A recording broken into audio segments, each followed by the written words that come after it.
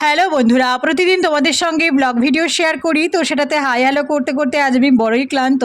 তাই ভাবলাম চলো তোমাদের সঙ্গে অন্য কিছু শেয়ার করা যাক। তো আমরা মেয়েরা যারা বাপের বাড়ি থেকে শ্বশুর বাড়িতে আসি বিয়ে করে, তো তারা কিন্তু অনেক রকমভাবে মানিয়ে চলার চেষ্টা করি, সেটা যেভাবেই হোক, খাবারের ক্ষেত্রে হোক বা জামা কাপড়ের ক্ষেত্রে হোক, যে কোনো মুহূর্তে যে কোনোভাবেই আমরা মানিয়ে চলার চেষ্টা করি। কিন্তু আমরা ভালোভাবেই থাকি শ্বশুর বাড়িতে, কারণ আমাদের থাকতেই হবে, মানিয়ে চলতেই হবে, এটাই আমাদের নিয়ম।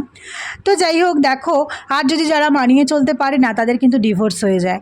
কিন্তু এইগুলো যদি আমরা মানিয়ে চলি, সবথেকে বড় কথা আমাদের চারপাশের মানুষগুলো যারা থাকে তারা যদি আমাদের সঙ্গে একটু অ্যাডজাস্ট করে, তাহলে আমাদের পরিবেশটাও খুব ভালো হয় আর আমাদের মানিয়ে চলতেও অসুবিধা হয় না।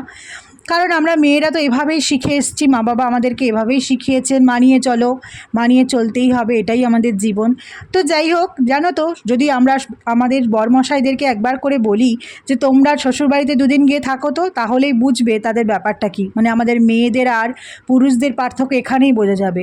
তো যাই হোক, অনেক কিছু শেয়ার করে ফেললাম।